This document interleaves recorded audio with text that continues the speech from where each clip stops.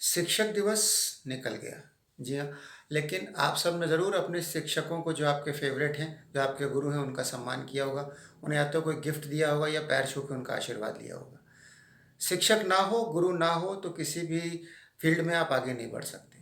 लेकिन एक बहुत ही बेहतरीन फ़ील्ड इसकी चर्चा अक्सर चलती रहती है और वो है क्रिकेट। और एक बेहतरीन फ़ील्ड है जिसका नाम है सिंगिंग यानी कि गायकी का क्षेत्र। तो ऐसे में एक आर्टिकल पढ़ रहा था, उसमें मैं पढ़ रहा था आजकल के जो सिंगर्स हैं उसमें से कौन पुराने समय के गायकों को या जो उनसे श्रेष्ठ हैं उनमें से किसको अपना गुरु मानते हैं।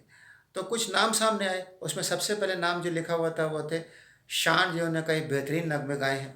जब उनसे पूछा गया कि आप किसको अपना गुरु मानते हैं तो उन्होंने कहा मेरा सौभाग्य है कि मैं अपने दोनों गुरु मोहम्मद रफ़ी और किशोर कुमार साहब से बहुत ही संक्षिप्त और छोटे समय के लिए ज़रूर मिल पाया। ये मेरा बहुत सौभाग्य है। मेरे गानों में उनकी झलक भी दिखती है। मैंने बहुत कुछ उनके गायकी और गायकी के अंदाज से बहुत कुछ सीखा है। लेकिन उन्हें अफ़सोस ज़ाहिर करा कि वो सलील चौधरी, मदन मोहन और एस डी बर्मन साहब से नहीं मिल पाए और उनके संगीत को सुन सुनकर आज भी उनको वो मिस करते हैं।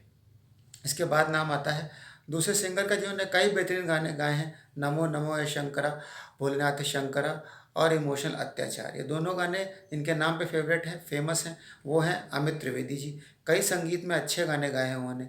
उन्होंने कहा कि उनके फेवरेट हैं ए आर रहमान साहब। जी हाँ, जिन्होंने कई बेहतरीन म्यूज़िक उनके साथ शेयर करे हैं, उन्हें गाए हैं उनके संगीत निर्देशन में। वो कहते हैं वो सिर्फ ए आर रहमान साहब के गाने सुनते हैं, कान में हेडफोन लगाकर उनके गाने चलते रहें, उनके लिए किसी नशे से कम नहीं है। ऐसा अमित त्रिवेदी जी का कहना है। बेहतरीन गाने उन्होंने गाए। इसके बाद एक और बेहतरीन सिंगर हरदिल अजीज़ सोनू निगम साहब। जी हाँ, सोनू निगम साहब का कहना है कि बहुत ही छोटी उम्र में उनको ये बता दिया गया था कि मोहम्मद रफ़ी ही सर्वश्रेष्ठ सिंगर हैं। इसलिए जब उनके माता पिता ने उनके दिमाग में ये बात बैठा दी तो वो मोहम्मद रफ़ी की लिटरली पूजा करने लगे। जी हाँ, वो झूठ नहीं बोल रहे हैं, मोहम्मद रफ़ी हैं ही ऐसे जादूगर शख्स कि उनके बारे में जो बोला जाए वो कम है। उन्होंने यहाँ पे वो नहीं रुकते। वो कहते हैं इसके बाद उन्हें उनकी उम्र में उस वक़्त मोहम्मद रफ़ी के समकालीन जितने भी गायक थे, चाहे वो किशोर कुमार हो, चाहे मोहम्मद रफ़ी हों, चाहे मन्ना डे हों या कोई और, उन्होंने उनकी बहुत इज़्ज़त करी और उनके लिटरली हर गाने की पूजा करी। उस संगीत से बहुत कुछ सीखा।